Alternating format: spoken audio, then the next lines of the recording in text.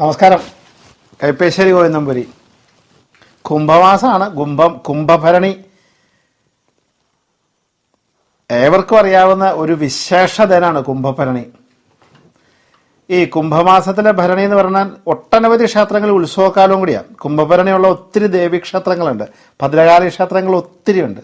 എന്താണ് ശരിക്കും ഈ കുംഭഭരണി? ഏതൊരു കാര്യം പറയുമ്പോഴും ഞാൻ നിങ്ങളോട് സംവദിക്കാറുണ്ട്. എന്താ കാരണം എന്ന് വെച്ചിട്ടുണ്ടെങ്കിൽ, നമ്മൾ വിശേഷ ദിവസങ്ങളിൽ വിശിഷ്യ ദർശനം നടത്തുമ്പോൾ വിശേഷപ്പെട്ട ഫലമാണ് നമുക്ക് വരുന്നത്. അതിപ്പം മഹാദേവന്റെ ശിവരാത്രി ആയാലും ഷഷ്ടി ആയാലും പ്രദോക്ഷമായാലും അങ്ങനെ ഏതൊരു കാരണം എടുക്കണമാണേലും അവരുടെ വിശേഷ ദിവസങ്ങളിൽ ചെയ്യുന്ന വഴിപാടിന് വിശിഷ്യ ശക്തിയാണ്.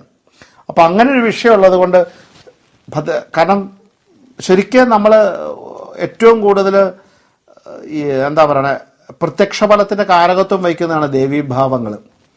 അതിലിപ്പോൾ കുംഭഭരണി എന്ന് പറഞ്ഞ ദിവസം ഉഗ്രരൂപിണിയായി നിൽക്കുന്ന ഭഗവതിയുടെ ഉഗ്രരൂപം വെളിവാക്കുന്ന ദിവസവും കൂടിയാണ് കുംഭഭരണി. ഏറ്റവും രൂപിയാണ് ഭദ്രകാളി ദേവി. ശരിക്ക് അന്ന് ഭഗവതിയുടെ ഒരു പ്രത്യേക ഭാവം ഉൾക്കൊണ്ടുകൊണ്ട്, പ്രത്യേകമായി നിൽക്കുന്ന അനുഗ്രഹകല ഉൾക്കൊണ്ടുകൊണ്ട്, പ്രത്യേകമായി നിൽക്കുന്ന രീതിയിൽ നിൽക്കുന്ന ഒരു ദിവസവും കൂടെയാണ് ഈ കുംഭഭരണി. അതുകൊണ്ട് തന്നെയാണ് കേരളത്തിലെ നാനാക്ഷേത്രങ്ങളിലും ഈ കുംഭഭരണി ഉത്സവമായിട്ട് പോലും വരുന്നത്. ശരിക്കും അന്നേ ദിവസം ദേവീക്ഷേത്രങ്ങളിലെ ദർശനം നടത്തുക, ഞാൻ ആദ്യം പറഞ്ഞ പോലെ മഞ്ഞൾപ്പൊടിയും ചുണ്ണാമ്പും ശർക്കരയൊക്കെ ദേവിക്ക് സമർപ്പിക്കുക, ചുവന്ന പട്ടുകൾ സമർപ്പിക്കുക, ചുവന്ന ചെമ്പരത്തിമാല, ചുവന്ന ചെത്തിമാല സമർപ്പിക്കുക, ഭദ്രകാളിയുടെ ഉച്ചയ്ക്ക് ഭദ്രകാളിയുടെ നിവേദ്യം ഭക്ഷണമായിട്ട് കഴിക്കുക. അങ്ങനെയൊക്കെ ചെയ്യുന്നത് അന്നത്തെ ദിവസം വളരെ കേമാണ്. അതുപോലെ തന്നെ ഭദ്രകാളി 10 ചൊല്ലുക, ഭദ്രകാളി കീർത്തനങ്ങൾ ചൊല്ലുക, കാളി കാളി മഹാകാളി എന്നുള്ള ആ സ്തുതികൾ ചൊല്ലുക, ധാരാളം പ്രാർത്ഥിക്കുക, ഇങ്ങനെയുള്ള കാര്യങ്ങളൊക്കെ ചെയ്യുന്നത് കേമാണ്. ഭദ്രകാളിക്ക് ഗുരുതി പരിപാടികൾ കഴിക്കുക, ഭദ്രകാളിയുടെ ഗുരുതി വാങ്ങി സേവിക്കുക, ഭദ്രകാളിയുടെ നൈവേദ്യങ്ങൾ വാങ്ങി കഴിക്കുക, അങ്ങനെയൊക്കെ ചെയ്യുന്നത് കേമത്താണ്. എന്തു തന്നെ ആയാലും എങ്ങനെയൊക്കെ ആയാലും ഈ കുംഭഭരണി ദിവസം ഒന്ന് ഭദ്രകാളിയുടെ അമ്പലത്തിൽ പോയി പ്രാർത്ഥിച്ചാൽ, അദ്ദേഹത്തെ ഒന്ന് ദർശിച്ചാൽ, നമുക്ക് പരമാവധി വഴിപാടുകൾ കഴിച്ചാൽ അതിൻ്റെ ഒരു ഫലം വളരെ വളരെ അനുഗ്രഹീതമാണ്. കാരണം അന്നേ ദിവസം എല്ലാ സന്തോഷങ്ങളും നിറഞ്ഞ് എല്ലാ രീതിയിലും ആടയാഭരണങ്ങളൊക്കെ ചാർത്തി നല്ല കേമായിട്ട് ആ സന്തോഷ ദിവസം ഒരുങ്ങി സുന്ദരിയായിട്ട് വന്നവരെയൊക്കെ കാണാൻ ഇങ്ങനെ കേമായിട്ട് നിൽക്കുന്ന ഭഗവതിയാണ്. അപ്പം അങ്ങനെയുള്ള സന്ദർഭത്തിൽ നമ്മൾ ചെന്നാൽ എല്ലാം കിട്ടുമേ. സന്തോഷമല്ലേ, എന്ത് ചോദിച്ചാലും കിട്ടും.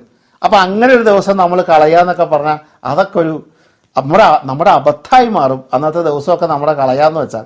അപ്പം അതുകൊണ്ട് തന്നെ ആ ഭരണി ദിവസത്തിൽ ഒരു പ്രാധാന്യമുണ്ട്, ആ ഭരണി ദിവസം ഒരു കേമത്തുണ്ട്. അതുകൊണ്ട് തന്നെ അന്നേ ദിവസം ദേവീക്ഷേത്ര ദർശനത്തിന് ഒരു മടിയും വേണ്ട. എന്ത് തിരക്കുണ്ടെങ്കിലും അന്ന് ഭഗവതിയും തൊഴുതോളൂ. അടുത്തുള്ള ഇനിയിപ്പോൾ ഉത്സവമൊന്നും ഇല്ലാത്ത ഭദ്രകാളികളുണ്ട്.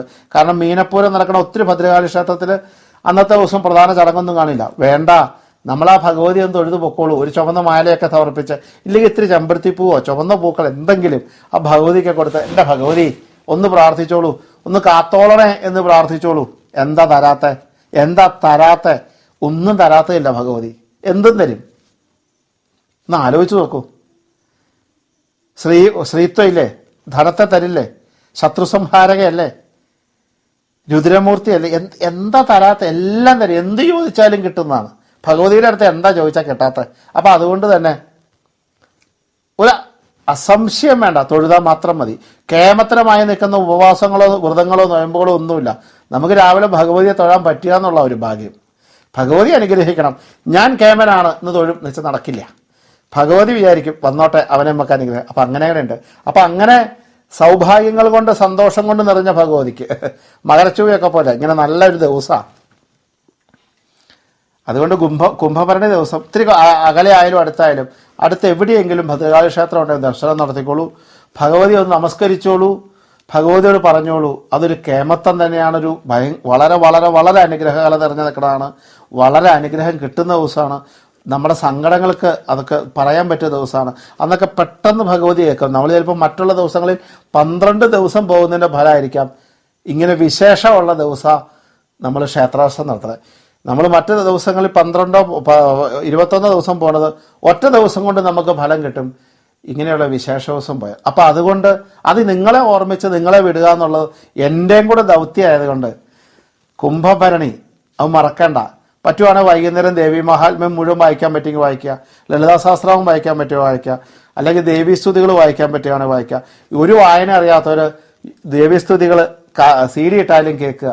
അങ്ങനെ ഒരു ദിവസം നമുക്ക് അങ്ങനെ ഭഗവതിയായിട്ടൊന്ന് എത്തിയേരാം. അതിൻ്റെ അനുഗ്രഹം സങ്കടങ്ങളിൽ നിന്ന്, ദുരിതങ്ങളിൽ നിന്ന്, വിഷമതയിൽ നിന്ന്, ബുദ്ധിമുട്ടിൽ നിന്ന്, മനോക്ലേശത്തിൽ നിന്ന്, ശത്രുബാധയിൽ നിന്ന് രക്ഷിക്കട്ടെ. ഭഗവതി അനുഗ്രഹിക്കട്ടെ. നമസ്കാരം.